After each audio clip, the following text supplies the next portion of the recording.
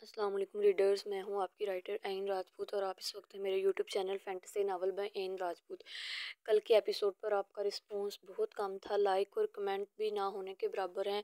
اگر آپ چاہتے ہیں کہ انتظار تیرا ناول کا جلد اینڈنگ ہو تو پلیز لائک اور کمنٹ کیا کریں۔ کل کی قسط پر 20 لائک اور کمنٹ کمپلیٹ کریں۔ آج نیکسٹ قسط کا پرومو شیئر کر رہی ہوں کیونکہ پیپرز کی وجہ سے روٹین خراب ہو گیا، تو اس وجہ سے پرومو لکھنا تھوڑا ایپیسوڈ لکھنا تھوڑا مشکل ہے۔ تو پلیز سب ریڈرز لائک اور کمنٹ کیا کریں اور اپنے فیوریٹ کپل کے بارے میں بھی بتایا کریں کمنٹس میں۔